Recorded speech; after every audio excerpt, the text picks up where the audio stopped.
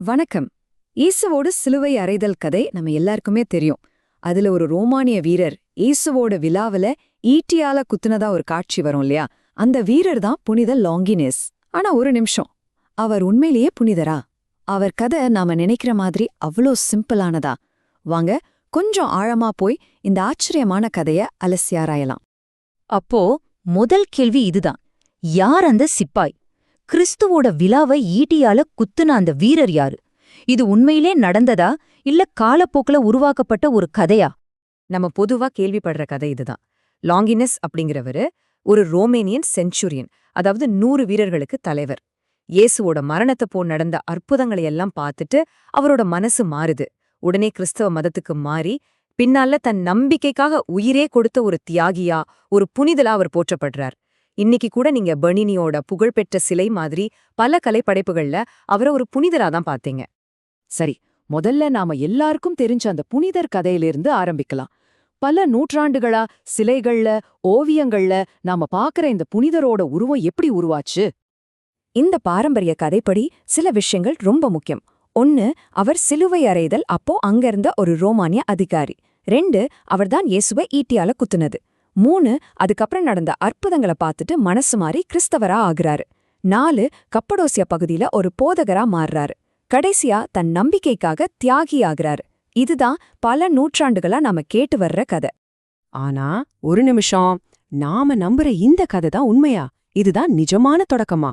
வாங்க கொஞ்சம் வரலாற்ற பின்னோக்கி பாப்போம். ஏன்னா அங்கதான் ஒரு பெரிய ட்விஸ்ட் காத்திருக்கு. இந்த வீரருக்கு முதல்ல பேரே இல்லைங்கிறதுதான் அந்த ஆச்சரியம். இங்கதான் கதை மொத்தமா மாறுது.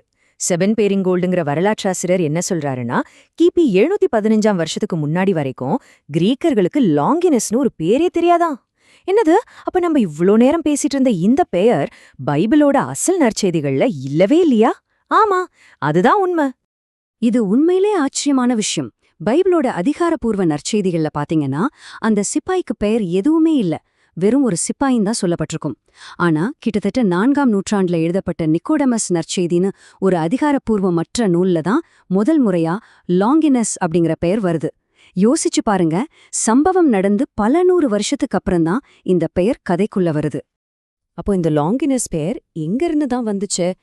பெரும்பாலும் இது கிரேக்க வார்த்தையான லோங்ஹேன்னு கிரேக்க வார்த்தையிலேருந்து வந்திருக்கலான்னு சொல்றாங்க. லாங்ஹேனா கிரேக்கத்துல ஈட்டின்னு அர்த்தம். எவ்ளோ சிம்பிளா இருக்கு பாருங்க. ஈட்டியால குத்துன ஆளுக்கு ஈட்டின்னு பேர் வச்ச மாதிரி இருக்கு. இது ஒரு வரலாற்று பேரா இல்லாம கதைக்காக உருவாக்கப்பட்ட பேரா இருக்கவே அதிக வாய்ப்பு இருக்கு. கதை இதோட முடியல, இன்னும் சுவாரஸ்யமா போகுது.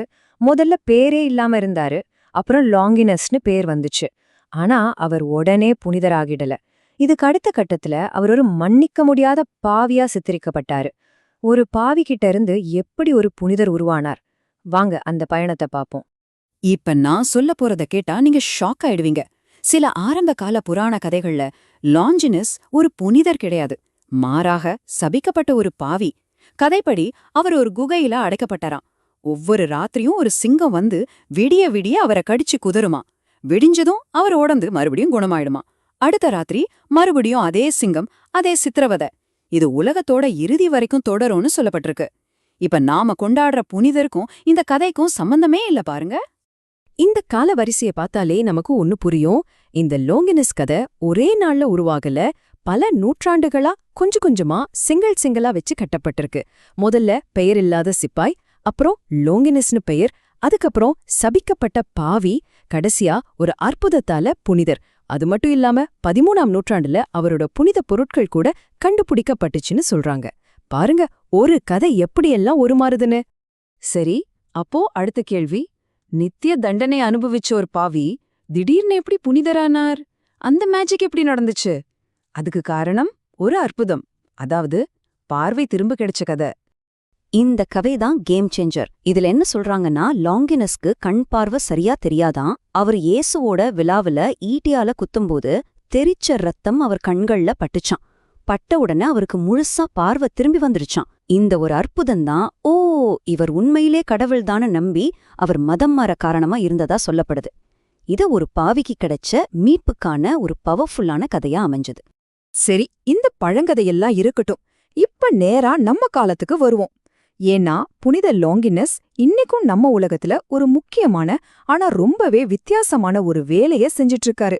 அது என்னன்னு தெரிஞ்சா நீங்க ஆச்சரியப்படுவீங்க.